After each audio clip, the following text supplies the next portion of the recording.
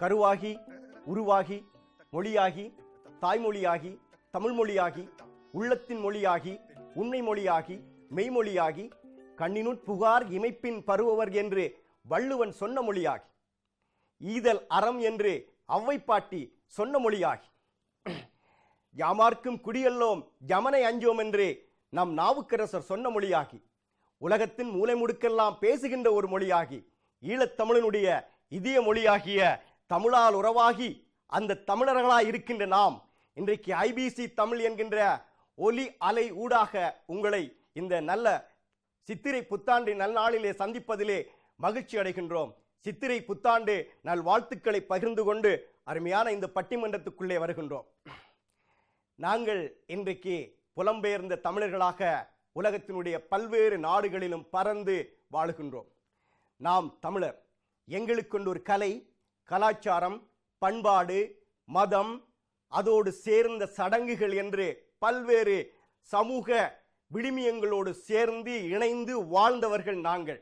தமிழன் என்று சொல்வதிலே நாங்கள் ஒரு பெருமை அடைகின்ற ஒரு இனமாக இருந்திருக்கின்றோம்.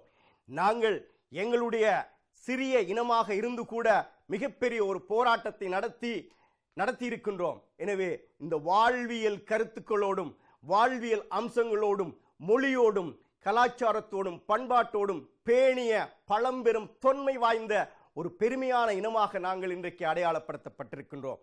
ஆனால் இந்த அடையாளப்படுத்தப்பட்டிருக்கின்ற இந்த நாங்கள் இந்த புலம்பெயர்ந்த நாடுகளிலே, அது மத்திய கிழக்காக இருந்தாலும் சரி, ஐரோப்பிய நாடுகளாக இருந்தாலும் சரி, அல்லது அமெரிக்காவாக இருந்தாலும் சரி, இந்த புலம்பெயர்ந்த நாடுகளிலே எங்களுடைய தேசிய இனமாகிய மொழியினுடைய அடையாளத்தை, பண்பாட்டை, கலாச்சாரத்தை, இந்த மொழியோடு சேர்ந்திருக்கின்ற அனைத்து கூறுகளையும் நாங்கள் பேணி இந்த புலம்பெயர்ந்த நாடுகளிலே வாழுகின்றோமா?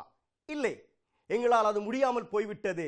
இந்த அந்நிய நாடுகளுக்குள் வந்ததுக்கு பின்னர் இந்த புலம்பெயர்ந்த நாடுகளிலே அந்தந்த நாடுகளுடைய கலை கலாச்சாரங்களோடு நாங்கள் சேர்ந்து விட்டோம், அல்லது கலந்து விட்டோம், அல்லது அந்த கலாச்சாரங்களால் நாங்கள் தோற்கடிக்கப்பட்டு விட்டோம், அவற்றோடு இணைந்து விட்டோம் என்கின்ற வாதம் இருக்கின்றது. இந்த வாதம் பலராலும் முன்வைக்கப்படுகின்றது, பல தமிழறிஞர்களால் எடுத்துக்கொள்ளப்படுகின்றது. இந்த அருமையான இந்த வாதங்களும் வாத பிரதிவாதங்களும் நிறைந்திருக்கின்ற இந்த காலகட்டத்திலே இந்த பட்டிமன்ற அரங்குக்குள்ளே நாங்கள் சிறப்பான பேச்சாளர்களோடு அணுகின்றோம். இந்த ஐபிசி தமிழை பார்த்து கொண்டிருப்பவர்களும் கேட்டுக்கொண்டிருப்பவர்களும் இதற்குரிய பதிலை நீங்களாகவே உங்கள் மனத்திரையிலே வைத்து ஒரு பதிலை தயாரிக்க வேண்டியவர்களாக இருக்கின்றோம். இது ஒரு காலத்தின் கடமை, ஒரு கட்டாய தேவை. இந்த கட்டாய தேவை இருக்கின்ற ஒரு சூழலிலே புலம்பெயர்ந்த நாடுகளிலே நாங்கள் எங்களுடைய கலை கலாச்சாரம் பண்பாட்டு என்பனவற்றை நாங்கள் பேணி இருக்கின்றோம், அதிலே நாங்கள் வெற்றி பெற்றிருக்கின்றோம் என்கின்ற அணியை சார்ந்தவர்களாக திரு பரந்தாமன் அவர்களும் திரு அஞ்சுதம் இவர்களும் இருக்கின்றார்கள். இல்லை, நாங்கள் பேணவில்லை என்கின்ற கருத்தை சொல்வதற்காக திருமதி மாதவி சிவலீலன் அவர்களும் தம்பி பரமநாதர் தவராசா அவர்களும் இருக்கின்றார்கள். இந்த ரெண்டு அணியினருடைய வாதங்களையும் அவர்கள் சொல்லுகின்ற கருத்துக்களையும் சமன் செய்து சீர்தூக்கி பார்த்து ஒரு நல்ல தீர்ப்பை சொல்ல வேண்டிய ஒரு இக்கட்டான சூழ்நிலையிலே நானும் இருக்கின்றேன். எனவே முதலிலே அவர்களுக்கு சந்தர்ப்பத்தை கொடுப்போம்.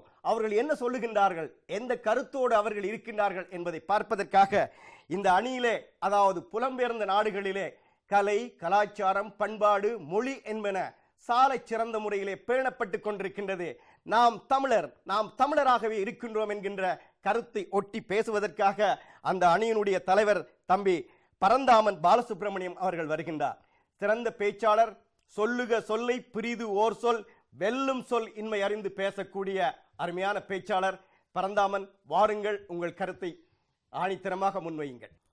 தோற்றங்கள் மாறிப்போகும், தோல் நிறம் மாறிப்போகும், மாற்றங்கள் மீண்டும் வந்து மறுபடி மாறிப்போகும், ஆற்றிலே வெள்ளம் வந்து அடையாளமும் மாறிப்போகும், ஆனால் போற்றிய மண் வாசனை புலம்பெயர்ந்தாலும் மாறாதம்மா. இன்றைக்கு இந்த காலையில் என்னை எழுப்பினது ஒரு டெக்ஸ்ட் மெசேஜ்.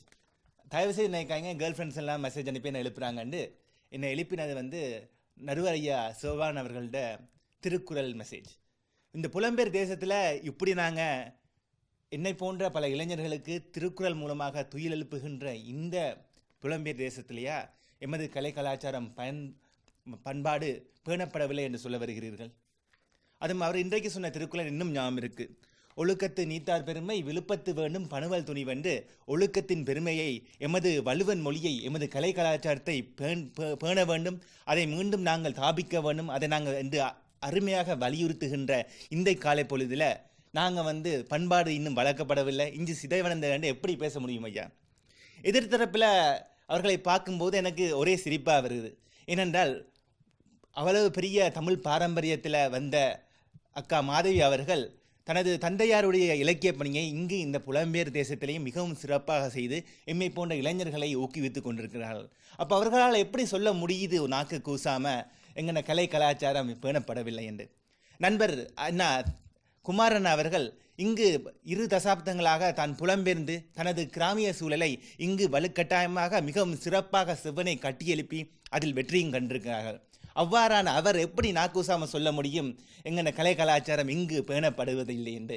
இதையெல்லாம் பார்க்கும்போது எனக்கு ஒரே சிரிப்பாக இருக்கின்றது. எப்படி இவங்க பொய் சொல்ல போகிறாங்கன்றத. அடுத்தது அம்மாவுக்கு பிடிக்கல, ஆட்டுக்குட்டிக்கு பிடிக்கல, அதுக்கு பிடிக்கலன்றது இப்படியான ஆக்கள் இப்படி கொஞ்சம் அப்படி இருந்திருக்கலாம் அல்லது இன்னும் கொஞ்சம் இப்படி இருந்திருக்கலாம் என்று சொல்வதனால்தான் என்னை பொறுத்தவரையிலே கலை கலாச்சாரம் இன்னும் வலுவாக பின்பற்றப்படுகிறது. அவர்கள் இல்லை இல்லை என்று சொல்லும்போது எம்மை போன்றவர்கள் இருக்கு என்று கலாச்சாரத்தை நாங்கள் வலிமையாக பின்பற்றுகின்றோம். இதை நாங்கள் மறுக்கவோ மறைக்கவோ முடியாது. கலாச்சாரம் என்று வருகின்ற போது கலை ஆசாரம். கலை வந்து எமது உயிர் நாடி, காலத்தின் கண்ணாடி. ஆசாரம் என்று வரும்போது நாங்கள் கண்மூடித்தனமாக எப்படியோ வாழலாம் என்று இருக்காமல் எமது மூதாதையர் எமக்கென்று ஒரு நல்வழிப்படுத்தி அவற்றையெல்லாம் சிறப்பாக செய்து நாங்கள் இப்படித்தான் வாழ வேண்டும் என்று ஒரு அறநெறிக்குட்பட்ட அந்த வாழ்க்கை நெறியைத்தான் நாங்கள் பின்பற்ற வேண்டும் என்று இவர்கள் இங்கு பேணுகின்றார்கள். ஏனென்று பார்த்தீங்கன்னா, புலம்பெயர்ந்தாலும் தேன்மதுர தமிழோசையை இங்கு சிறப்பாக ஒலிக்கின்ற இலக்கிய சங்கமாக இருந்தால் என்ன, சோமசுந்தர புலவர், நாவலர் புலவர் மற்றும் பாரதியார் என்று மாதத்துக்கு ஒரு முறை விழாக்களை நடத்துகின்ற இலக்கிய சங்கமாக இருந்தால் என்ன, இன்று கோயில்லா ஊரில் குடியிருக்க வேணாம் என்று சொல்கிறார்கள். அந்த அளவுக்கு சந்தி சந்தியாக கோயில்களை உருவாக்கி புலம்பெயர் தேசத்திலையும் நாங்கள் நெற்றிக்கொடி நட்டினம் என்று சிறப்பாக சொல்கின்ற ஆலயங்களாக இருந்தால் என்ன, 35 வருஷங்களுக்கு மேலாக வெற்றி நடை போடுகின்ற தனிநாயம் அடியார் என்ற பாடசாலை போன்ற தமிழ் பாடசாலைகளாக இருந்தால் என்ன, இவை அனைத்துமே எமது கலைக்கலாசா பண்பாட்டினை தாபித்துக் கொள்வதற்கு நாங்கள் ஏற்படுத்துகின்ற வழிகள். அவற்றையெல்லாம் எடுத்துவிட்டு கண்மூடித்தனமாக இல்லை இல்லை இங்கு கலாச்சாரம் பேணப்படவில்லை என்று பொய் சொன்னால் நிச்சயமாக மக்கள்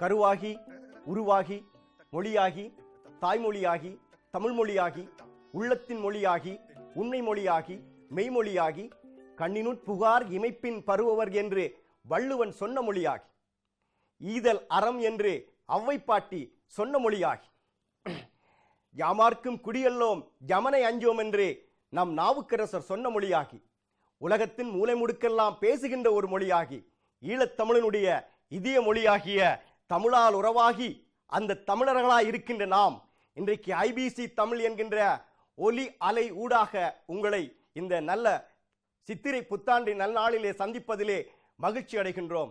சித்திரை புத்தாண்டு நல் வாழ்த்துக்களை பகிர்ந்து கொண்டு அருமையான இந்த பட்டிமன்றத்துக்குள்ளே வருகின்றோம். நாங்கள் இன்றைக்கு புலம்பெயர்ந்த தமிழர்களாக உலகத்தினுடைய பல்வேறு நாடுகளிலும் பறந்து வாழுகின்றோம். நாம் தமிழர், எங்களுக்கொண்டு ஒரு கலை, கலாச்சாரம், பண்பாடு, மதம், அதோடு சேர்ந்த சடங்குகள் என்று பல்வேறு சமூக விழுமியங்களோடு சேர்ந்து இணைந்து வாழ்ந்தவர்கள் நாங்கள். தமிழன் என்று சொல்வதிலே நாங்கள் ஒரு பெருமை அடைகின்ற ஒரு இனமாக இருந்திருக்கின்றோம். நாங்கள் எங்களுடைய சிறிய இனமாக இருந்து கூட மிகப்பெரிய ஒரு போராட்டத்தை நடத்தி இருக்கின்றோம். எனவே இந்த வாழ்வியல் கருத்துக்களோடும் வாழ்வியல் அம்சங்களோடும் மொழியோடும் கலாச்சாரத்தோடும் பண்பாட்டோடும் பேணிய பழம்பெரும் தொன்மை வாய்ந்த ஒரு பெருமையான இனமாக நாங்கள் இன்றைக்கு அடையாளப்படுத்தப்பட்டிருக்கின்றோம். ஆனால் இந்த அடையாளப்படுத்தப்பட்டிருக்கின்ற இந்த நாங்கள் இந்த புலம்பெயர்ந்த நாடுகளிலே, அது மத்திய கிழக்காக இருந்தாலும் சரி, ஐரோப்பிய நாடுகளாக இருந்தாலும் சரி, அல்லது அமெரிக்காவாக இருந்தாலும் சரி, இந்த புலம்பெயர்ந்த நாடுகளிலே எங்களுடைய தேசிய இனமாகிய மொழியினுடைய அடையாளத்தை, பண்பாட்டை, கலாச்சாரத்தை, இந்த மொழியோடு சேர்ந்திருக்கின்ற அனைத்து கூறுகளையும் நாங்கள் பேணி இந்த புலம்பெயர்ந்த நாடுகளிலே வாழுகின்றோமா? இல்லை, எங்களால் அது முடியாமல் போய்விட்டது. இந்த அந்நிய நாடுகளுக்குள் வந்ததுக்கு பின்னர் இந்த புலம்பெயர்ந்த நாடுகளிலே அந்தந்த நாடுகளுடைய கலை கலாச்சாரங்களோடு நாங்கள் சேர்ந்து விட்டோம், அல்லது கலந்து விட்டோம், அல்லது அந்த கலாச்சாரங்களால் நாங்கள் தோற்கடிக்கப்பட்டு விட்டோம், அவற்றோடு இணைந்து விட்டோம் என்கின்ற வாதம் இருக்கின்றது. இந்த வாதம் பலராலும் முன்வைக்கப்படுகின்றது, பல தமிழறிஞர்களால் எடுத்துக்கொள்ளப்படுகின்றது. இந்த அருமையான இந்த வாதங்களும் வாத பிரதிவாதங்களும் நிறைந்திருக்கின்ற இந்த காலகட்டத்திலே இந்த பட்டிமன்ற அரங்குக்குள்ளே நாங்கள் சிறப்பான பேச்சாளர்களோடு அணுகின்றோம். இந்த ஐபிசி தமிழை பார்த்து கொண்டிருப்பவர்களும் கேட்டுக்கொண்டிருப்பவர்களும் இதற்குரிய பதிலை நீங்களாகவே உங்கள் மனத்திரையிலே வைத்து ஒரு பதிலை தயாரிக்க வேண்டியவர்களாக இருக்கின்றோம். இது ஒரு காலத்தின் கடமை, ஒரு கட்டாய தேவை. இந்த கட்டாய தேவை இருக்கின்ற ஒரு சூழலிலே புலம்பெயர்ந்த நாடுகளிலே நாங்கள் எங்களுடைய கலை கலாச்சாரம் பண்பாட்டு என்பனவற்றை நாங்கள் பேணி இருக்கின்றோம், அதிலே நாங்கள் வெற்றி பெற்றிருக்கின்றோம் என்கின்ற அணியை சார்ந்தவர்களாக திரு பரந்தாமன் அவர்களும் திரு அஞ்சுதம் இவர்களும் இருக்கின்றார்கள். இல்லை, நாங்கள் பேணவில்லை என்கின்ற கருத்தை சொல்வதற்காக திருமதி மாதவி சிவலீலன் அவர்களும் தம்பி பரமநாதர் தவராசா அவர்களும் இருக்கின்றார்கள். இந்த ரெண்டு அணியினருடைய வாதங்களையும் அவர்கள் சொல்லுகின்ற கருத்துக்களையும் சமன் செய்து சீர்தூக்கி பார்த்து ஒரு நல்ல தீர்ப்பை சொல்ல வேண்டிய ஒரு இக்கட்டான சூழ்நிலையிலே நானும் இருக்கின்றேன். எனவே முதலிலே அவர்களுக்கு சந்தர்ப்பத்தை கொடுப்போம். அவர்கள் என்ன சொல்லுகின்றார்கள், எந்த கருத்தோடு அவர்கள் இருக்கின்றார்கள் என்பதை பார்ப்பதற்காக இந்த அணியிலே, அதாவது புலம்பெயர்ந்த நாடுகளிலே கலை கலாச்சாரம் பண்பாடு மொழி என்பன சாலை சிறந்த முறையிலே பேணப்பட்டு கொண்டிருக்கின்றது. நாம் தமிழராகவே இருக்கின்றோம் என்கின்ற கருத்தை ஒட்டி பேசுவதற்காக அந்த அணியினுடைய தலைவர் தம்பி பரந்தாமன் பாலசுப்ரமணியம் அவர்கள் வருகின்றார். சிறந்த பேச்சாளர், சொல்லுக சொல்லை பிரிது ஓர் சொல் வெல்லும் சொல் இன்மை அறிந்து பேசக்கூடிய அருமையான பேச்சாளர் பரந்தாமன், வாருங்கள், உங்கள் கருத்தை ஆணித்தரமாக முன்வையுங்கள். தோற்றங்கள் மாறிப்போகும், தோல் நிறம் மாறிப்போகும், மாற்றங்கள் மீண்டும் வந்து மறுபடி மாறிப்போகும். ஆற்றிலே வெள்ளம் வந்து அடையாளமும் மாறிப்போகும், ஆனால் போற்றிய மண் வாசனை புலம்பெயர்ந்தாலும் மாறாதம்மா. இன்றைக்கு இந்த காலையில் என்னை எழுப்பினது வந்து ஒரு டெக்ஸ்ட் மெசேஜ். தயவுசெய்து நினைக்காங்க கேர்ள் ஃப்ரெண்ட்ஸ் எல்லாம் மெசேஜ் அனுப்பி என்ன எழுப்புறாங்கன்னு. என்னை எழுப்பினது வந்து நடுவர் ஐயா சிவபான் அவர்களோட திருக்குறள் மெசேஜ். இந்த புலம்பெயர் தேசத்தில் இப்படி நாங்கள் என்னை போன்ற பல இளைஞர்களுக்கு திருக்குறள் மூலமாக துயில் எழுப்புகின்ற இந்த புலம்பெயர் தேசத்திலேயா எமது கலை கலாச்சாரம் பண்பாடு பேணப்படவில்லை என்று சொல்ல வருகிறீர்கள்? அதுவும் அவர் இன்றைக்கு சொன்ன திருக்குறள் இன்னும் ஞாபகம் இருக்கு. ஒழுக்கத்து நீத்தார் பெருமை விழுப்பத்து வேண்டும் பணுவல் துணிவென்று ஒழுக்கத்தின் பெருமையை, எமது வலுவன் மொழியை, எமது கலை கலாச்சாரத்தை பேண வேண்டும், அதை மீண்டும் நாங்கள் தாபிக்க வேண்டும், அதை நாங்கள் என்று அருமையாக வலியுறுத்துகின்ற இந்த காலை பொழுதில் நாங்கள் வந்து பண்பாடு இன்னும் வளர்க்கப்படவில்லை, இஞ்சி சிதைவடைந்த எப்படி பேச முடியும் ஐயா? எதிர்த்தரப்பில் அவர்களை பார்க்கும்போது எனக்கு ஒரே சிரிப்பாக வருது. ஏனென்றால் அவ்வளவு பெரிய தமிழ் பாரம்பரியத்தில் வந்த அக்கா மாதவி அவர்கள் தனது தந்தையாருடைய இலக்கிய பணியை இங்கு இந்த புலம்பெயர் தேசத்திலேயும் மிகவும் சிறப்பாக செய்து எம்மை போன்ற இளைஞர்களை ஊக்குவித்துக் கொண்டிருக்கிறார்கள். அப்போ அவர்களால் எப்படி சொல்ல முடியுது நாக்கு கூசாமல் எங்கன கலை கலாச்சாரம் பேணப்படவில்லை என்று? நண்பர் அண்ணா குமாரன் அவர்கள் இங்கு 2 தசாப்தங்களாக தான் புலம்பெயர்ந்து தனது கிராமிய சூழலை இங்கு வலுக்கட்டாயமாக மிகவும் சிறப்பாக செவ்வனை கட்டியெழுப்பி அதில் வெற்றியும் கண்டிருக்கிறார்கள். அவ்வாறான அவர் எப்படி நாக்கூசாமல் சொல்ல முடியும் எங்கன கலை கலாச்சாரம் இங்கு பேணப்படுவதில்லை என்று? இதையெல்லாம் பார்க்கும்போது எனக்கு ஒரே சிரிப்பாக இருக்கின்றது. எப்படி இவங்க பொய் சொல்ல போகிறாங்கன்றத. அடுத்தது அம்மாவுக்கு பிடிக்கலை, ஆட்டுக்குட்டிக்கு பிடிக்கலை, அதுக்கு பிடிக்கலைன்றது இப்படியான ஆக்கள் இப்படி கொஞ்சம் அப்படி இருந்திருக்கலாம் அல்லது இன்னும் கொஞ்சம் இப்படி இருந்திருக்கலாம் என்று சொல்வதனால்தான் என்னை பொறுத்தவரை கலை கலாச்சாரம் இன்னும் வலுவாக பின்பற்றப்படுகிறது. அவர்கள் இல்லை இல்லை என்று சொல்லும்போது எம்மை போன்றவர்கள் இருக்கு என்று கலாச்சாரத்தை நாங்கள் வலிமையாக பின்பற்றுகின்றோம். இதை நாங்கள் மறுக்கவோ மறைக்கவோ முடியாது. கலாச்சாரம் என்று வருகின்ற போது கலை ஆசாரம். கலை வந்து எமது உயிர் நாடி, காலத்தின் கண்ணாடி. ஆசாரம் என்று வரும்போது நாங்கள் கண்மூடித்தனமாக எப்படியோ வாழலாம் என்று இருக்காமல் எமது மூதாதையர் எமக்கென்று ஒரு நல்வழிப்படுத்தி அவற்றையெல்லாம் சிறப்பாக செய்து நாங்கள் இப்படித்தான் வாழ வேண்டும் என்று ஒரு அறநெறிக்குட்பட்ட அந்த வாழ்க்கை நெறியைத்தான் நாங்கள் பின்பற்ற வேண்டும் என்று இவர்கள் இங்கு பேணுகின்றார்கள். ஏனென்று பார்த்தீங்கன்னா, புலம்பெயர்ந்தாலும் தேன்மதுர தமிழோசையை இங்கு சிறப்பாக ஒலிக்கின்ற இலக்கிய சங்கமாக இருந்தால் என்ன, சோமசுந்தர புலவர், நாவலர் புலவர் மற்றும் பாரதியார் என்று மாதத்துக்கு ஒரு முறை விழாக்களை நடத்துகின்ற இலக்கிய சங்கமாக இருந்தால் என்ன, இன்று கோயில்லா ஊரில் குடியிருக்க வேண்டாம் என்று சொல்கிறார்கள். அந்த அளவுக்கு சந்தி சந்தியாக கோயில்களை உருவாக்கி புலம்பெயர் தேசத்திலேயும் நாங்கள் நெற்றிக்கொடி நட்டினம் என்று சிறப்பாக சொல்கின்ற ஆலயங்களாக இருந்தால் என்ன, 35 வருஷங்களுக்கு மேலாக வெற்றி நடை போடுகின்ற தனிநாயம் அடியார் என்ற பாடசாலை போன்ற தமிழ் பாடசாலைகளாக இருந்தால் என்ன, இவை அனைத்துமே எமது கலைக்கலாசா பண்பாட்டினை தாபித்துக் கொள்வதற்கு நாங்கள் ஏற்படுத்துகின்ற வழிகள். அவற்றையெல்லாம் எடுத்துவிட்டு கண்மூடித்தனமாக இல்லை இல்லை இங்கு கலாச்சாரம் பேணப்படவில்லை என்று பொய் சொன்னால் நிச்சயமாக மக்கள் ஏற்றுக்கொள்ள மாட்டார்கள். ஏனென்றால் அண்மையில் சகோதரி வித்யாவுக்கு ஒரு பிரச்சனை, அதாவது உயிருக்கு போராடி கொண்டிருந்தார். அவருக்கு என்பு மச்சை தேவை. உடனே இந்த ஐபிசி தொலைக்காட்சி வீடியோ பதிவு மூலம் வேண்டுகோள் விடுத்தது. ஏனோ வெறுமனே ஒரு உயிர் தான் அது. அந்த உணவு முறைமை என்றது எங்களுடைய கால பிரதேசத்தினுடைய கால நிலைகளுக்கு ஏற்ப அமைக்கப்படுகின்ற ஒரு விடயம். இங்கே நாங்கள் அதனை பின்பற்ற முடியாது. அப்படியான உணவினை நாங்கள் சாப்பிட முடியாது. நாங்கள் அப்படி சாப்பிடுகின்ற எங்களுடைய உணவு முறை மாறியமை தான் இந்த புலம்பெயர் தேசத்திலே நாங்கள் பலர் நோயாளர்களாக இருக்கிறதுக்கு காரணமாக இருக்கின்றது. இந்த உணவு முறை மாற்றம் என்பதிலே ஒரு சிறிய பதிவை நான் செய்ய விரும்புகிறேன். ஏனென்றால் ஏறக்குறைய 20 ஆண்டுகளுக்கு முன்னர் இந்த மண்ணுக்கு வருகின்ற பொழுது ஒரு வானொலியிலே ஒரு விளம்பரம், அதாவது 100 இடியப்பம் சொதி சம்பல் 8 பவுன். ஏறக்குறைய ஒரு 20 ஆண்டுகளுக்கு பிறகும் இந்த வானொலி விளம்பரத்தை தான் நான் கேட்டுக்கொண்டிருக்கின்றேன். எனவே இந்த 100 இடியப்பம் சொதி சம்பல் என்பது மாறவில்லை தானே? நீங்கள் அங்கே இருக்கின்ற போது சொதியும் இடியப்பமும் சம்பலும் போதுமானது. அதே உணவை நீங்கள் இங்கே பின்பற்ற வெளிக்கிட்டால் நீங்கள் நோயாளிகளாகத்தான் போவார்கள். எனவே பிள்ளைகளுக்கு நீங்கள் ஒரு வகையான இடியப்ப சிக்கல், இது சிக்கலான விடயம். அதே நேரம் தலைவர் எனக்குரிய நேரத்தினை நீங்கள் கூட்ட வேண்டும் என்று நான் நினைக்கின்றேன். அடுத்ததாக நாங்கள் மதத்தை பற்றி சொன்னீர்கள். மதம் பின்பற்றப்படுகின்றது, எல்லாம் ஒரு அடையாளத்தோடு தான் இங்கே பின்பற்றப்படுகின்றது. அதாவது அந்த மதத்தினை நாங்கள் உணர்வு பூர்வமாக எங்களுடைய அம்மா போகின்றார் என்று எங்களுடைய இந்த சந்ததி போய்கொண்டு இருக்கின்றது, ஆனால் மாறிக்கொண்டிருக்கின்றது. அதனை அடுத்த சந்ததி பின்பற்றுமா என்றது ஒரு கேள்விக்குரிய ஒரு விடயமாகத்தான் இருக்கின்றது. அதாவது நாங்கள் 2 கட்ட நிலையிலே இருக்கின்ற போது மதத்தினை நாங்கள் பின்பற்றோம். அது எந்த மதமாக இருந்தாலும் சரி. நாங்கள் ஊரிலே இருக்கின்ற போது கோயிலுக்கு போவோம், அதே நேரம் சேர்ச்சுக்கு போவோம். அப்போ அங்கே அந்த பண்பாட்டு அந்த உறவு நெருக்கம் இங்கே அவ்வாறு இல்லை.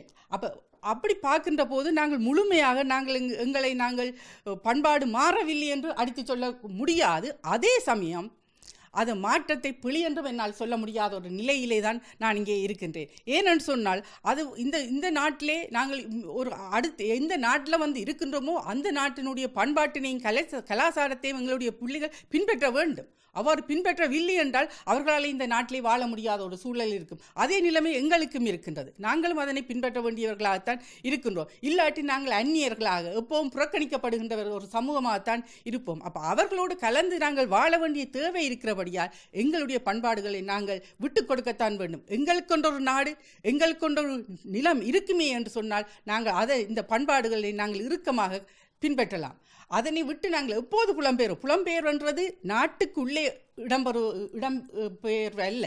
இது நாங்கள் நாடு விட்டு நாடு இடம்பெயர்வது தான் புலம்பெயர்வு. அப்போ அந்த சந்தர்ப்பத்திலே நாங்கள் எங்களுடைய பண்பாட்டினை விட்டு கொடுக்க வேண்டிய தேவை எங்களிடம் இருக்கின்றது. அதனை நான் பிழை என்று சொல்லவில்லை, ஆனால் நிறைய விடயத்தை நாங்கள் விட்டு கொடுத்து விட்டோம். ஏனென்றால் நாங்கள் 17 அறியா பழங்குடி என்கின்ற பண்பாட்டோடு வளர்ந்தவர்கள். அதாவது எங்களுடைய சொந்த மண் என்ற வீட்டை விட்டு கொடுக்க மாட்டோம். காணி சண்டையெல்லாம் எங்களுக்கு ஊரில் அங்கே அடிக்கடி வழக்குகள் வர்றது எல்லா பிரச்சனையால் தான். அந்த காணியில் விட்டு கொடு அப்படி வாழ்ந்த நாங்கள் இன்று எல்லாத்தையுமே விட்டு கொடுக்க வேண்டிய ஒரு தேவையோடு இருக்கின்றோம். அடுத்ததாக உடை, அதான் உடுப்பு. நாங்கள் அங்கே உடுத்த மாதிரி இங்கே உடுக்க முடியாது. நீங்கள் நினைக்கலாம் இங்கே எல்லாரும் வேட்டியோடு இருக்கிறோம், சாரியோடு இருக்கிறோம், நாங்கள் பண்பாடு பேணுகிறோம். இதெல்லாம் வெறும் அடையாளம், இது எல்லாம் ஒரு காட்சிப்படுத்தல். அவ்வாறு இல்லை. நாங்கள் இதனை இந்த ஒரு சம்மருக்கு உடுக்கிற உடுப்பாக இருந்தாலும் சரி, விண்டருக்கு உடுக்கிற உடுப்பாக இருந்தால் ஒவ்வொரு காலகட்டத்துக்கு நாங்கள் இங்கே உடுப்பினை மாற்ற வேண்டிய தேவை எங்களுக்கு இருக்கின்றது. அந்த தேவையெல்லாம் நாங்கள் எங்களுடைய பண்பாடுன்னு சொல்கின்ற போது நாங்கள் எப்பவும் எங்களை யாழ்ப்பாணத்திலேயோ அல்லது கொழும்பிலேயோ கிழக்கு மாகாணத்திலேயோ பார்க்கின்ற போது உடையை பார்த்து சொல்லலாம், இந்த பொட்டை பார்த்து சொல்லலாம். இங்கே அவ்வாறு சொல்ல இயலாது. பிள்ளை இந்த வாய்க்களால் வர தமிழை பார்த்து சொல்ல முடியாத நிலையிலே இருக்கின்றோம். எனவே இப்படி பார்க்கின்ற போது நாங்கள் பண்பாட்டினை எவ்வளவு தூரம் பேணுகின்றோம் என்கின்ற ஒரு சந்தேகம் எங்களுக்கு ஏற்படுகின்றது. எனவே இந்த நிலையிலே பார்க்கின்ற போது பண்பாடு மாற்றமடைந்து கொண்டிருக்கின்றது. இது முற்றுமுழுதாக பேணப்படுகிறது என்று நான் கூற முடியாத ஒரு இக்கட்டான சூழலிலே உங்களுக்கு இத்தகவல்களை சொல்லி உங்களிடமிருந்து விடைபெறுகின்றேன். நன்றி. மாதவி சிவலீலன் அவர்கள் உண்மையிலேயே சிறந்த பேச்சாளர், அறிவுபூர்வமாக ஆக்கபூர்வமாக சிந்திக்கின்ற ஒருவர். அவர் அருமையான ஒரு பதிவை சொன்னார். மொழி யாரையா இங்கே ஒரு சுத்தமான தமிழ் மொழியை பேசுகின்றார். எனவே இந்த மொழி என்று வருகின்ற பொழுது உண்மையிலேயே மிகப்பெரிய கவலை எனக்குள்ளும் நிறைந்திருக்கின்றது. கவிஞர் காசி ஆனந்தன் அவர்கள் சொல்லுகின்றார், ராமசாமி சதுர்க்கத்தில் உள்ள சர்க்கார் இலாகா கட்டிடத்தில் உள்ள பீரோவை களவாடிய ஆசாமி துரதிர்ஷ்டவசமாக போலீசாரால் கைது செய்யப்பட்டு வில்லங்கத்திலே மாட்டிக்கொண்டார். இப்படி நான் சொல்லுகின்ற பொழுது நீங்கள் நினைப்பீர்கள் நான் தமிழிலே பேசுகின்றேன் என்று சொல்லி. இங்கே ராமசாமி, சதுர்க்கம், சர்க்கார், இலாகா, கட்டிடம், பீரோ, போலீஸ் என்பனவெல்லாம் அந்நிய மொழிகள், வேற்று மொழிகள். எனவே நாங்கள் எங்களுடைய வேற்று மொழியிலே பேசிக்கொண்டு நாங்கள் தமிழ் பேசுகின்றோம் என்று சொல்லிக் கொண்டிருக்கின்றோம். எனவே தமிழ் தெரியாத ஒரு தன்மை. உண்மையிலே இந்த பதிவே இன்னும் ஒரு விடயத்தை எடுத்துச் செல்கின்றது, ஒரு ஆழமான பார்வை. இதை இந்த தொலைக்காட்சியினூடாக பார்த்து கொண்டிருக்கின்ற பெற்றோர்களும் மாணவர்களும் அந்த இளம் சமுதாயத்தினரும் தெரிந்து கொள்ள வேண்டும். இன்றைக்கு நாங்கள் சொல்லுகின்றோம் எங்களுடைய, நான் சொல்லலாம் துணிந்து, என்னுடைய மொழி தாய்மொழி என்று. என்னுடைய மகன் சொல்லுகின்றான், என்னுடைய மொழி தாய்மொழியா இல்லை என்னுடைய தாயின் மொழியா என்கின்ற ஒரு கேள்வி வருகின்றது. ஜெர்மனி நாட்டிலே இருக்கின்ற பிறந்த குழந்தை அங்கு வளர்ந்து அந்த சூழ்நிலையிலேயே அந்த பாடசாலை கல்வியை கற்றுக்கொள்ளுகிறது. இங்கிலாந்திலே பிறந்த குழந்தை இங்கிலாந்து நாட்டிலே பாடசாலை மொழியாக ஆங்கிலம் இருக்கின்றது.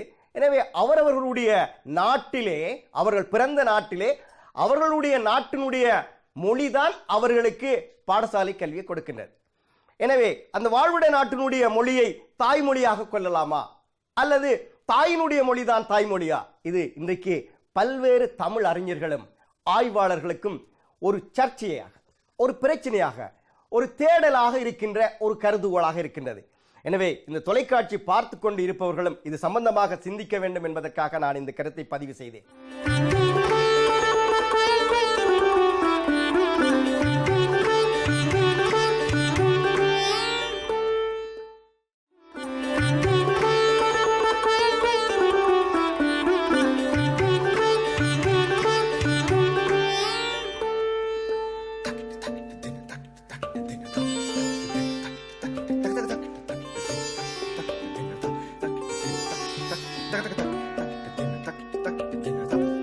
மாதவி சிவலீலன் அவருடைய கருத்துக்களோடு ஒட்டி, இல்லை அவர்களுடைய கருத்தை எல்லாம் நாங்கள் ஏற்றுக்கொள்ள முடியாது, நாங்கள் புலம்பெயர்ந்து வந்த பொழுதும் நாங்கள் தமிழர்களாக இருந்து இந்த கலை, கலாச்சாரம், பண்பாட்டு விழுமியங்கள், சமயம், மொழி எல்லாத்தையும் நாங்கள் பேணிக்கொண்டுதான் இருக்கின்றோம், நாங்கள் ஒரு பொழுதும் இந்த அடையாளத்தை இழக்கவில்லை என்கின்ற கருத்தோடு தன்னுடைய வாதத்தை முன்வைப்பதற்கு வருகின்றார். வாருங்கள் அஞ்சனா. என் எதிர் அணியினர் இன்று பிழையான கருத்துக்களை வாதாடுவதற்காக சொல்லிக் கொண்டிருக்கின்றார்கள். வெகு நயம்பட பேசியிருக்கின்றார் சகோதரி. ஆனால் அதில் மதி மயங்கி போகாமல் சரியான தீர்ப்பை வழங்குவதற்காக வந்திருக்கும். தமிழையும் வளர்த்து தமிழ் பண்பாட்டையும் பேண வேண்டும் என்று தமிழ் பள்ளி அமைத்து செயற்பட்டு கொண்டிருக்கின்ற சிவபாலன் ஐயா அவர்களுக்கு என் முதல் கண் வணக்கத்தை தெரிவித்துக் கொண்டு, புலம்பெயர் தேசத்தில் தமிழர் பண்பாடு பேணப்படுகின்றதா இல்லையா என்று அலசி ஆராய்ந்து உண்மை தெரிந்தும் தெளிந்தும் இங்கே உண்மையை மறைத்து பேசிக்கொண்டிருக்கின்ற சகோதரர்களுக்கும், உண்மையை ஆணித்தரமாக கூறிக்கொண்டிருக்கின்ற எனது சகோதரனுக்கும் என்னுடைய வணக்கங்களை தெரிவித்துக் கொள்கின்றேன். தமிழர் பண்பாடு என்பது மிக தொன்மையானது, மிகச் சிறப்பானது. வேறு சமூகங்களிலே காண கிடைக்காத பல பாரம்பரியங்கள், விழுமியங்கள் எமது சமூகத்திலே இருக்கின்றன. நம் நாட்டு நிலைமைகளாலும் பல வேறு காரணங்களாலும் நாங்கள் புலம்பெயர்ந்திருக்கின்றோம், வெளிநாடுகளுக்கு வந்திருக்கின்றோம். ஆனால் அப்படி இருந்தும் எமது பண்பாட்டையும் கலாச்சாரத்தையும் இங்கேயும் பேண வேண்டும் என்பதிலே ஒவ்வொருவரும், ஒவ்வொரு தனி மனிதனும் செயற்பட்டுக் கொண்டுதான் இருக்கின்றோம். ஒவ்வொரு பெற்றோரும் செயற்பட்டுக் கொண்டிருக்கின்றோம். சமூக ஆர்வலர்கள், நீங்கள் எல்லோரும் சமூக ஆர்வலர்கள். நீங்கள் பேச்சுக்காக என்னதான் சொன்னாலும் நீங்கள் செய்கின்ற ஒவ்வொரு நடவடிக்கையும் இங்கே எமது பண்பாடை பேணுவதாகத்தான் அமைந்திருக்கின்றது. நம் நாட்டிலே பாடசாலைகளிலே ஆசிரியர்கள் புத்தக படிப்போடு மட்டும் நிறுத்திக் கொள்ளாது, எமக்கு சிறு வயதிலே நன்னறி கதைகள் மூலம், திருக்குறள்கள் போன்ற பல நூல்களிலே இருந்து விடயங்களை எடுத்து நமக்கு வாழைப்பழத்திலே ஊசி ஏற்றுவது போல மெல்லமாக சொல்லிவிடுவார்கள். அதாவது வாழ்க்கையை எப்படி வாழ வேண்டும் என்பது. ஒரே சமூகத்துக்குள்ளேயே நாங்கள் வளர்ந்தபடியால் எமக்கு அது பெரிதும் கஷ்டமாக இருப்பதில்லை. இப்படித்தான் வாழ்க்கை, இப்படித்தான் நடக்க வேண்டும், இப்படித்தான் ஒரு மனிதன் வாழ வேண்டும் என்பது நமக்கு இலகுவாக இருந்தது. ஆனால் இங்கே அது அவ்வளவு இலகு அல்ல. அப்படி இங்கே பலவிதமான கலாச்சாரங்கள் இருக்கின்றன, பலவிதமான பண்பாடுகளோடு இணைந்து இருக்கின்றோம். அப்படி இருந்தும் இன்றும் நாம் பேணிக்கொண்டிருக்கின்றோம். பேணுவதற்காக நாங்கள் பாடுபடுகின்றோம். இது ஒரு சவால் தான், அதை நான் ஏற்றுக்கொள்கின்றேன். ஆனால் அந்த சவாலை மீறி நாம் போர் செய்து கொண்டிருக்கின்றோம். இங்கே பிறந்து வளர்கின்ற எமது சந்ததியினர் பண்பாடுடனே வாழ வேண்டும் என்பதிலே ஒவ்வொரு பெற்றோருமே நாங்கள் முனைப்பாகத்தான் இருக்கின்றோம். பெற்றோர்கள் தான் நீங்களும், எதிரணியினர், நடுவர் எல்லோருமே பெற்றோர் தான். என்னவென்று சொன்னால் நான் உட்பட, நீங்கள் உட்பட எல்லோருமே எமது பிள்ளைகளை தமிழ் பாடசாலைக்கோ 100% என்று சொல்ல முடியாமல் விட்டாலும் தமிழ் பாடசாலைக்கோ அல்லது வேறு விதமான கலை, நடனமாக இருக்கட்டும், இசையாக இருக்கட்டும், ஒவ்வொன்றுக்கும் அனுப்பி கொண்டிருக்கின்றோம். சரி, ஒரு உதாரணத்துக்கு நடனத்தை எடுத்துக்கொண்டால், மேலே தேர்வுக்கு வந்து விட்டோம், எம்முடைய நடனம் எதற்கு, எம்முடைய இசை எதற்கு, எம்முடைய பாடல்கள் எதற்கு? இங்கே தானே வாழ்றோம். அதை படிச்சுட்டு நாங்கள் இங்கே என்ன செய்ய போதும் எங்கள் பிள்ளைன்னு சொல்லிட்டு விட்டுட்டு போகலாம் தானே. நாங்கள் ஏன் எங்கள் பிள்ளைகளுக்கு திணிக்கிறோம்? அதே இப்போ சிலர் திணிப்பாகத்தான் சொல்லுகிறார்கள். ஏன் அதை அதாவது நான் அதை பார்ப்பது ஊட்டல் என்று. நாங்கள் ஊட்டுகின்றோம். ஆனால் அதை ஏன் செய்து கொண்டிருக்கின்றோம்? என்னுடைய ஒரு தாயாக என்னுடைய எண்ணம், எமது கலைகளினூடாக எமது பிள்ளைகளுக்கு எமது தமிழ் பண்பாடு சென்றடைய வேண்டும்.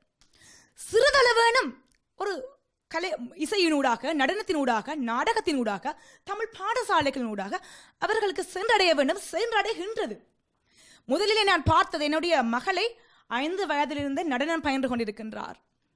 நான் அவரிடமிருந்து பார்த்து வியந்தது, பெரியவர்களுக்கு, அதாவது பெரியவர்கள் முன் எப்படி நடக்க வேண்டும். அதற்கு முக்கியமாக என்னுடைய மகளுடைய நடன ஆசிரியைக்கு தான் நன்றி சொல்லுவேன். அப்படி என்னுடைய பக்குவம், அதாவது பெரியவர்களோடு எப்படி பேச வேண்டும் என்ற ஒரு பக்குவமும், எப்படி நடக்க வேண்டும் என்ற ஒரு பக்குவமும் நடனத்திற்கு சென்றதால் தான் வந்தது என்று தான் நான் நினைக்கிறேன். அதாவது அங்கே அவருடைய நடன ஆசிரியை பயிற்றுவிக்கின்ற நடனத்தை மட்டுமல்ல, தமிழ் பாடசாலைகளுக்கு போகின்றார்கள் என்றால் தமிழ் படிப்பதற்காக மட்டுமல்ல, தமிழ் தான் படிக்க வேண்டும், மொழி மட்டும்தான் அங்கே விடயம் என்று சொன்னால் வீட்டிலுமே படிப்பிக்கலாம். எதற்காக அனுப்புகின்றோம்? பெரும்பாலான பெற்றோர் அனுப்பி கொண்டுதான் இருக்கின்றார்கள். நாங்கள் பேச்சுக்காக சொல்லலாம், இங்கே ஒருத்தரும் விட இல்லையா என்று. சரி, தமிழ் ஸ்கூலுக்கு போக இல்லையா, தமிழ் பள்ளிக்கூடம் போக இல்லையா, நடனத்துக்கு போகிறார்கள், இசைக்கு போகின்றார்கள். பொருளீட்டல் என்ற ஒரு பிரச்சனை இருக்கின்றது. அதிலே நேரம் இங்கே இல்லை. பெற்றோர் அம்மா அப்பா 2 பேருமே வேலைக்கு போகின்ற ஒரு கட்டாயம் இருக்கின்றது. அப்படி இருந்தும் பாடசாலை முடிந்து வந்த பிறகு பின்னேரங்களிலும் வார இறுதி நாட்களில் நாங்கள் ஓடிக்கொண்டிருக்கின்றோம். இதற்காக பணத்தை விரயமாக்குகின்றோம் பிள்ளைகளுக்காக. தமிழர் பண்பாடுகள், கலைகளின் ஊடாக எமது பிள்ளைகளுக்கு சென்றடைய வேண்டும் என்ற ஒரே ஒரு நோக்கத்திற்காகத்தான். நீங்கள் சொல்லக்கூடாது, அது பக்கத்து வீட்டுக்கார பிள்ளை போகுதுன்றதுக்கான தான் நீங்கள் அனுப்பின எல்லாம் சும்மா அந்த நகைச்சுவைக்காக நாங்கள் சொல்லிட்டு போகலாம். பக்கத்து வீட்டுக்கார பிள்ளை அனுப்புதுன்னு சொன்னா சரி, எந்த பிள்ளை ஊர்ல உள்ள நாங்கள் படிச்சதை படிக்குது, இங்கே எந்த பிள்ளை இன்னும் அதை விட நல்லா படிக்கட்டும்னு சொல்லி போட்டு மேலத்தைய கலைகளோடு நிப்பாட்டிடலாம். ஆனால் அது இல்லை, ஆழ்ந்து சிந்திக்க வேண்டும். உண்மையாக உங்களிடம் நீங்கள் கேட்டு பாருங்கள், எதற்காக எமது பிள்ளைகளுக்கு நாம் நம்முடைய பாரம்பரிய கலைகளை இங்கே வளர்த்து கொண்டு இருக்கின்றோம். அடுத்தது, தமிழர் பண்பாடு என்பது ஒரு சிறப்பான ஒரு விடயம். அதிலே பல பல பழக்க வழக்கங்கள் இருக்கின்றது.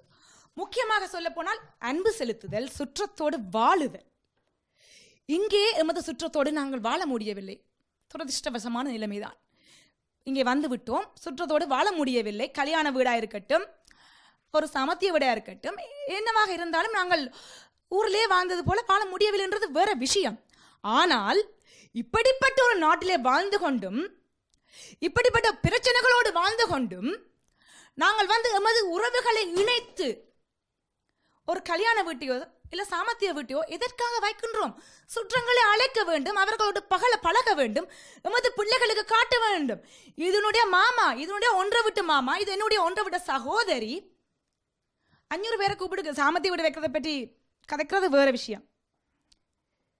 களியாட்டத்துக்கு வைக்கணும்ன்றது வேற விஷயம். சிலவளை சொல்லலாம், சகோதரர் சொல்ல போகிறாரோ எனக்கு தெரியவில்லை. ஆனாலும் நான் என்ன நினைக்கிறேன் என்று சொன்னால், இப்படிப்பட்ட ஒரு ஒன்று இவற்றை வந்து நான் ஒன்று கூடல்களாகத்தான் நினைக்கின்றேன். ஒன்று நிச்சயமாக நம்முடைய உறவுகளையும் நண்பர்களையும் நாங்கள் ஊரிலேயே போய் சந்தித்த மாதிரி இங்கே சந்திக்க முடியாது. அப்படி இருக்கும்போது இப்படிப்பட்ட ஒரு நிகழ்வுகள் மூலம் எமது உறவுகளை நாங்கள் வளர்த்துக் கொள்கிறோம். அடுத்தது எமது பண்பாட்டிலே முக்கியமான மிக மிக முக்கியமான விடயம், எமது பிள்ளைகளுக்கு நாங்கள் போதித்துக் கொண்டிருக்கின்றோம். நிச்சயமாக எனக்கு நம்பிக்கை அந்த விடயம் எமது பிள்ளைகள் அவர்களுடைய சந்ததியினருக்கு போதிப்பார்கள். ஒழுக்கம், தனி மனித ஒழுக்கம் ஒவ்வொரு சமூகங்களுக்குள்ளேயுமே இருக்கின்றது. ஒழுக்கம் என்பது எல்லோருமே இருக்கின்றது. ஆனால் தமிழனுக்கு அது ஒரு சிறப்பான விடயம். 2000 ஆண்டுகளுக்கு முன்னரே ஒழுக்கம் விழுப்பம் தரலாம், ஒழுக்கம் உயிரினும் ஓம்பப்படும் என்று வள்ளுவன் சொல்லியிருக்கின்றார். அந்த திருக்குறளை இன்றும் நாங்கள் மனதிலே நிறுத்தி வாழ்கின்றோம். எமது பிள்ளைகளுக்கு சொல்லிக் கொடுத்து கொண்டிருக்கின்றோம். நேரம் போய்கொண்டிருக்கின்றது நினைக்கின்றேன். ஒரு விடயத்தை நான் பகிர்ந்து கொண்டு விடைபெறுகின்றேன். என்னுடைய மகள் 9 வயது. நேற்று தொலைக்காட்சி பார்த்து கொண்டிருந்தா ஒரு நாடகம் ஒன்று போய்கொண்டிருக்கிறது. அதிலே ஒரு விடுதலை பருவத்து இளைஞர்கள் காதலிக்கிறார்கள். ஒருவரை ஒருவர் ஏமாற்றி அந்த மாதிரியான ஒரு நம்முடைய சமூகத்துக்குள்ளே இல்லாத ஒரு விஷயமாக போய்கொண்டிருக்குது. சரி பிள்ளை, அதெல்லாம் வேறு விஷயம். ஆனால் என்னுடைய பிள்ளை என்ன நினைக்கிறேன், அம்மாவுக்கு விளங்கு இல்லை நினச்சிட்டு எனக்கு பிள்ளை விளங்கப்படுத்துகிறேன். அம்மா இப்படி தான் நடக்குதுன்றது. நானும் சரி ஓகே பிள்ளை சொல்கிறான்னு கேட்டுக்கொண்டு இருந்துட்டு நான் பிள்ளையிட கேட்டேன், அம்மா சரியாண்டு. என்னுடைய பிள்ளை அதுக்கு சொன்னால் இல்லையண்டு. எப்படி தெரியும் அது பிள்ளையானு நீங்கள் ஏன் நினைக்கிறீங்க? நான் சரி பிள்ளை சொல்ல இல்லை.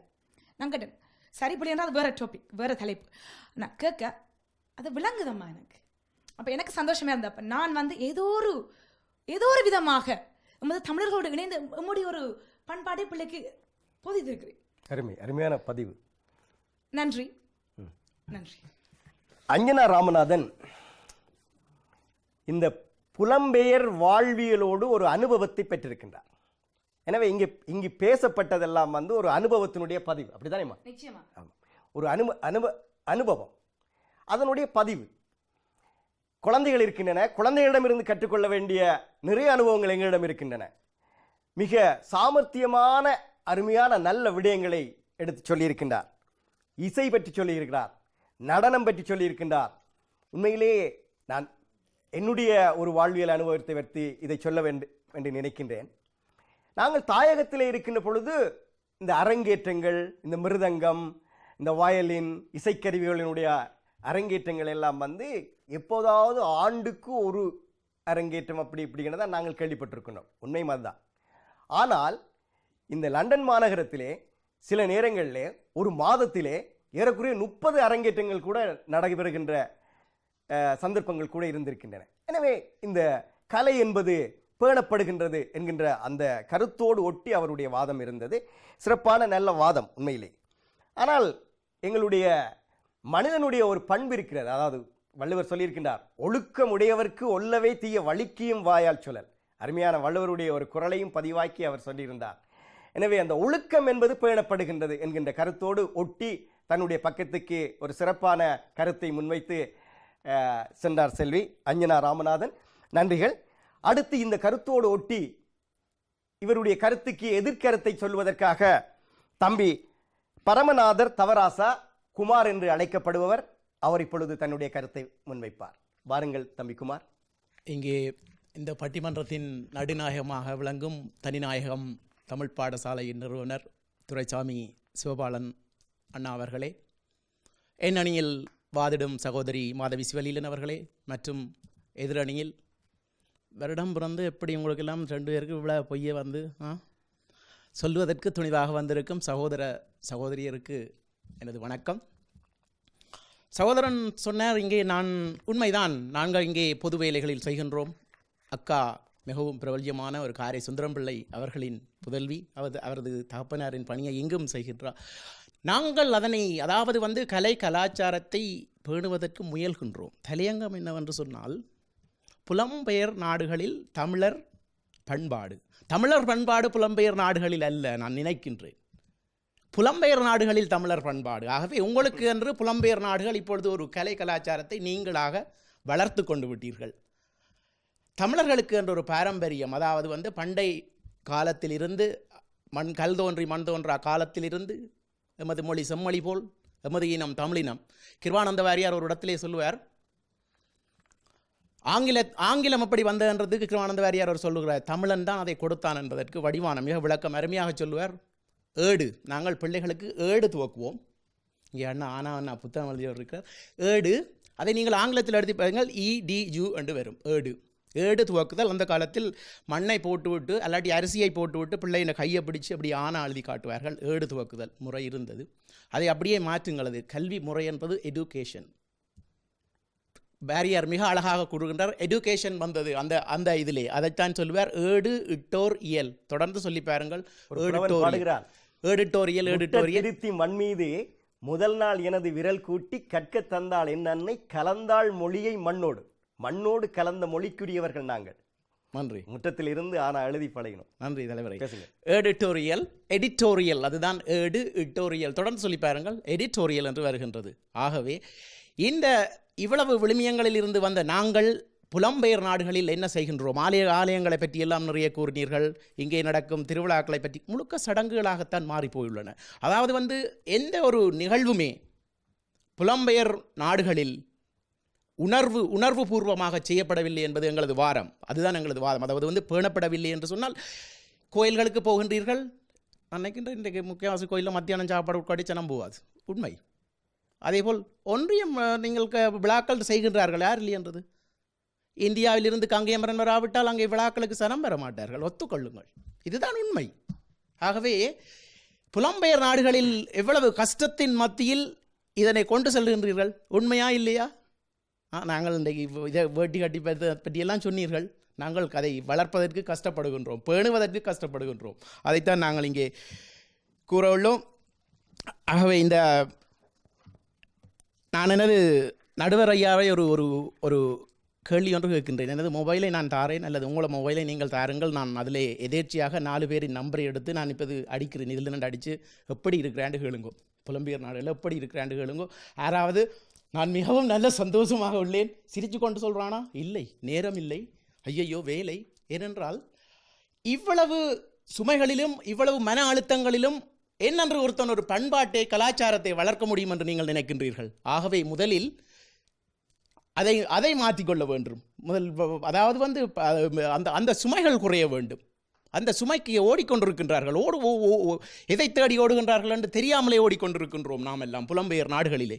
ஆகவே இவ்வளவு மன அழுத்தங்கள் மத்தியில் நான் நினைக்கவில்லை அவர்கள் கலாச்சாரத்தை கலைகளை என்ன செய்தாலும். நீங்கள் சொன்னீர்கள் சில அதாவது சில நிகழ்வுகள் திருமணமாக இருக்கலாம், அல்லது பூப்புனித நீராட்டு விழாவாக இருக்கலாம், அத்துமீறிய செயல்களை மாதிரி நீங்கள் அதாவது அதனை காட்டுவதற்கு முயலுகின்றீர்கள். அந்த காலத்திலே அந்த முறை இருந்தது.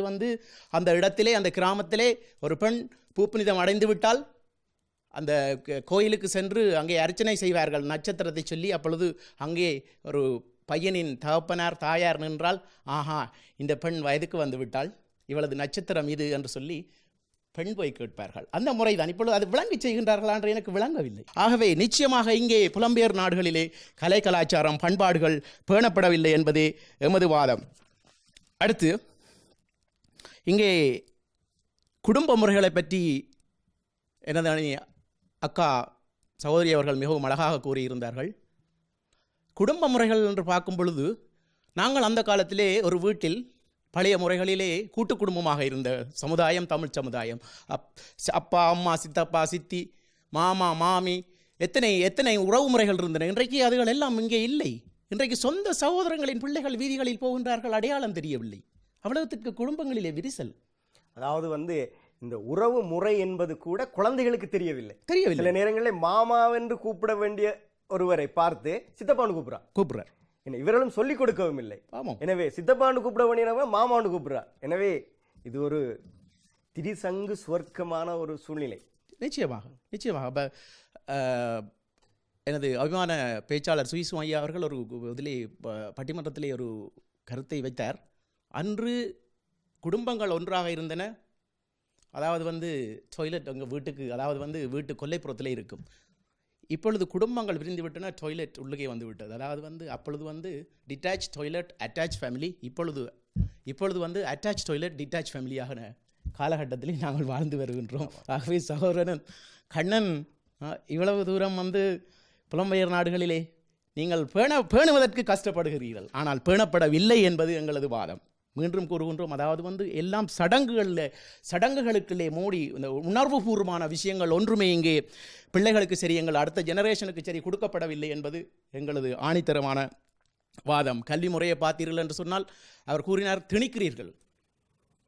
ஒரு இயல் இசை நாடகம் எது சரி இருந்தால் அந்த பிள்ளைகளை நீங்கள் தனிப்பட்ட முறையில் கூப்பிட்டு கேளுங்கள், உனக்கு விருப்பமாண்டு இல்லை. அம்மா சொன்னால் அம்மா பழகுற அந்த அக்காட பிள்ளைன்னு டான்ஸ் பழகுது, அதால் நானும் பழகணும். அல்லாட்டி நீ டான்ஸுக்கு போயில்லையா, அவள் சொன்னா, சகோதரி சொன்னா, அக்கா சொன்னால் திருப்பி இன்னொரு கிளாஸுக்கு போகணும், ஏதோ ஒரு கிளாஸுக்கு போகணும். பிள்ளைகள் தெரிஞ்ச ஒரு நகைச்சுவைக்காக சொல்லவில்லை. ஒருவருடைய மகள் வயலின் படிக்கிறார். இப்போ வயலின் படித்தோடனே அவங்க அம்மா சொன்னா, இவ வயலின் படிக்கிறாவே, வயலின் சின்னனாச்சு, எனவே நீ கொஞ்சம் பெருசாக வீணையை படிக்க. இப்போ ஒரு போட்டி என்பது இந்த மியூசிக் இன்ஸ்ட்ருமெண்ட்டில் இருந்து ஆரம்பிக்குது. அதை ஒரு ஆரோக்கியமான போட்டியாக சொல்லக்கூடாது. பேசுங்க. ஆகவே ஒரு சின்ன கதை ஒன்று நீங்கள் கூறியவுடன் எனக்கு ஒரு கதை ஞாபகம் வருகின்றது. டாக்டர் ஸ்ரீதரன் அவர்கள் இங்கே சிதம்பர சக்கரம் என்று ஒரு புத்தகம் ஒன்று வெளியிட்டிருந்தார். அது எத்தனை பேர் கைகளுக்கு கிடைத்ததோ தெரியவில்லை. மிகவும் ஒரு அருமையான புத்தகம்.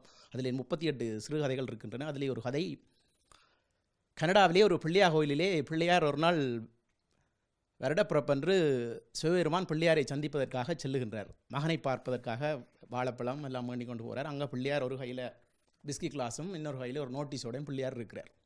இவருக்கு பார்த்தோன்னே சரியான கோவம், நீயும் கனடா வந்தோடனே தண்ணி அடிக்க பழகிட்டா என்ன, ரெண்டு எல்லாம் பைசா இல்லையப்பா, இந்த நோட்டீஸை படி என்று சொல்லி விநாயகர் சிவபெருமானிடம் அந்த நோட்டீஸை கொடுக்கின்றார்.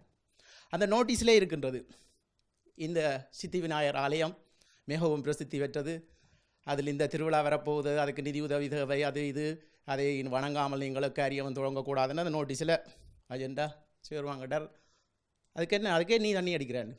இல்லையப்பா, அங்கே இவங்கள ஒரு கிணத்து தவளை மாதிரி இருக்கிறாங்களன்னு சொல்லி நான் அங்கே ஒரு பிரச்சனையை உருவாக்கி உலகத்தில் உள்ள வளர்ந்த அத்தனை நாடுகளுக்கும் இவங்களை அனுப்பி வச்சேன். இன்றைக்கு எங்களோட இனம் இருக்கிற முழுக்க நான் நினைக்கின்றேன் உலகத்திலே தலை சிறந்து விளங்குகின்ற, அதாவது வளர்ந்த நாடுகளில் அனுப்பி வச்சேன். அங்கே போய் இந்த இவங்கள் எப்படி தங்களோட வாழ்க்கை முறையை செய்கிறாங்க, எப்படி இந்த அதாவது கல்வி முறையில் இந்த எல்லாம் இருக்கிறது என்று பாருங்கன்னு சொன்னால், இவங்கள் திருப்பி அங்கே எனக்கு ஊரில் செய்த வேலையை இஞ்சோன்னு எனக்கு கோயில் கட்டி போட்டு இஞ்சி அடிபட்டு கொண்டு நிற்கிறாங்களேன்னு சொல்லி விநாயகர் சொல்ல சிவபெருமான் நோட்டீஸை கொடுத்துட்டு சிவபெருமான் விஸ்கியை வண்டி குடிச்சிட்டு போயிட்டாராம்.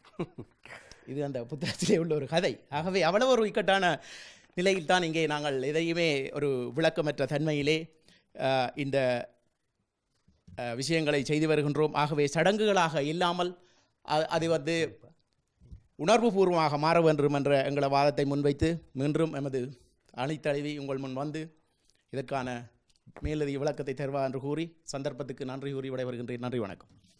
அருமையான நல்ல வாதம், நல்ல கருத்துக்கள் இந்த பட்டிமன்றத்தினுடைய அரங்கிலே ஒலித்தன. அந்த அம்மா சொல்றா, இங்கே ஒன்றுமே உரிய முறையில் பேணப்படவில்லை என்று அந்த அம்மாவனுடைய வாதம் இருக்கிறது. அந்த தம்பியும் அந்த கருத்தோடு தான் சேர்ந்து இருக்கின்றார். உரிய முறையிலே அது செயல்படுத்தப்படவில்லை என்கின்ற ஒரு பதிவை செய்கின்றார். அது அவருடைய ஆதங்கம். இங்கே சொல்லுகிறார்கள், இல்லை, பல்வேறு கலை கலாச்சார பண்பாட்டு மொழிவியலோடு இருக்கின்ற பொழுதும் நாம் தமிழர் என்கின்ற அடையாளத்தை நிரூபித்திருக்கின்றோம், அது இரத்தத்திலே ஊறி இருக்கின்றது என்று சொன்னார். அது ஒரு வகையிலே உண்மை. இந்த பட்டிமன்றத்தினுடைய தீர்ப்பை வழங்குகின்ற பொழுது உண்மையிலே எனக்கும் சில கருத்துக்கள் இருக்கின்றன. இந்த இவர்களுடைய இரண்டு தரப்பினுடைய வாதங்களை கேட்டதற்கு பின்னால் புதிதாக சில கருத்துக்கள் எனக்குள்ளே உருவாகின்றன. ராமலிங்க அடிகளார் சொல்லியது போன்று, தமிழன் என்றொரு இனம் உண்டு, தனியே அவனுக்கு ஒரு குணம் உண்டு, அது இரத்தத்தில் ஊறியது. எனவே நாங்கள் எங்களுடைய கலாச்சாரத்தையும் பண்பாட்டையும் நாங்கள் பேண வேண்டியவர்களாக இருக்கின்றோம், பேணியும் இருக்கின்றோம். இந்த பேணுதல் பேணாமை என்கின்ற இந்த கருத்தோடு ஒட்டி இந்த பட்டிமன்றத்தினுடைய தீர்ப்பினுடைய 2வது பகுதிக்குள்ளே நான் வருகின்றேன். இந்த பேணப்படவில்லை என்கின்ற இவருடைய இந்த வாதத்தை ஒரு ஆரோக்கியமான வாதமாக இந்த பட்டிமன்றம் பதிவு செய்திருக்கின்றது. உங்களுக்கெல்லாம் தெரியும், ஒரு நல்ல ஜனநாயக நாட்டிலே ஒரு எதிர்க்கட்சி என்பதும் சேர்ந்துதான் அந்த நாட்டினுடைய ஆட்சியை நடத்தி கொண்டு செல்லுகின்றது. இது தென்கிழக்காசியா போன்ற நாடுகளுக்கு, இந்தியா போன்ற நாடுகளுக்கு, இலங்கை போன்ற நாடுகளுக்கு ஒத்து வராது. ஆனால் ஜனநாயக விழுமியங்களோடு சேர்ந்து வளர்ந்திருக்கின்ற நாடுகளுக்கு இந்த எதிர்க்கட்சியினுடைய தேவை என்பது கண்டிப்பாக தேவை. எனவே இது பேணப்படவில்லை, இது உரிய முறையிலே பேணப்படவில்லை என்கின்ற இவருடைய வாதம் என்பது ஒரு ஜனநாயக நாட்டினுடைய எதிர்க்கட்சியினுடைய வாதமாக ஓங்கி ஒலித்துக் கொண்டு இருக்க வேண்டிய ஒரு தேவை இருக்கின்றது. எனவே இவர்களுடைய இந்த ஆக்ரோஷமான வாதங்கள் ஓங்கி ஒலிக்கப்பட்டு கொண்டிருக்கின்ற பொழுது தான் இவர்கள் சொல்லுகின்ற கருத்திலே பலமான ஒரு ஊடல் இருக்கும், பலமான ஒரு கருத்து திணிவிருக்கும், பேணப்படும் என்கின்ற ஒரு நம்பிக்கை பிறக்கும். எனவே இந்த 2 பேருடைய கருத்தும் என்பது உண்மையிலே ஒலித்துக் கொண்டிருக்க வேண்டிய ஒரு கருத்தாக இருக்கின்றது. இந்த பேணப்பட்ட விட்டது என்று சொல்லுபவர்களுக்கு சில நேரத்திலே ஆகா அருமையாக பேணப்பட்டு விட்டது தானே என்று சொல்லி அகந்தியோடு இருப்பார்கள். இல்லை, எனவே இவருடைய கருத்து சற்று ஆக்ரோஷமாக ஒலிக்க வேண்டும். அந்த ஒலியோடு சேர்ந்து இந்த பேணப்பட்டு கொண்டிருக்கின்றது என்ற கருத்து உண்மையிலேயே 2 தரப்பினரும் மிக ஆழமாக பார்த்து நல்ல கருத்துக்களை சொன்னார்கள். நாங்கள் தமிழர், நாங்கள் புலம்பெயர்ந்து வந்த பொழுதும் அந்தந்த நாடுகளிலே பள்ளி அமைத்திருக்கின்றோம், ஆலயங்கள் அமைத்திருக்கின்றோம், பல்வேறு அற நிறுவனங்களை அமைத்திருக்கின்றோம், குழந்தைகளுக்கு வாழ்விட மொழியோடு சேர்த்து எங்களுடைய தாய்மொழியையும் ஊட்டிக் கொண்டிருக்கின்றோம். அப்படி ஒரு சூழ்நிலை என்பது நடக்கவில்லை என்று சொன்னால் இந்த பட்டிமன்றத்தை நீங்கள் இந்த ஐபிசி தமிழினூடாக பார்த்திருக்க மாட்டீர்கள். எனவே இந்த ஊட்டலை, இந்த மொழி ஊட்டலை, இந்த கலாச்சார ஊட்டலை, இந்த பண்பாட்டு ஊட்டலை நீங்கள் செய்ய வேண்டும், அவர்கள் செய்ய வேண்டும், நான் செய்ய வேண்டும், ஆலயங்கள் செய்ய வேண்டும், பள்ளிக்கூடங்கள் செய்ய வேண்டும். அது மாத்திரமல்ல, தமிழர்களாக புலத்திலே இருக்கின்ற அத்தனை பேரும் செய்ய வேண்டும். குறிப்பாக இந்த ஊடகங்கள் செய்ய வேண்டும். எனவே இந்த அருமையான இந்த சந்தர்ப்பத்தையும் வாய்ப்பையும் தந்ததற்கு மீண்டும் நன்றியை கூறிக்கொண்டு இந்த பட்டிமன்ற நண்பர்களோடு சேர்ந்து விடைபெறுகின்றேன். நன்றி, மகிழ்ச்சி, வணக்கம். நாளும் தமிழ், வாழும் தமிழ்.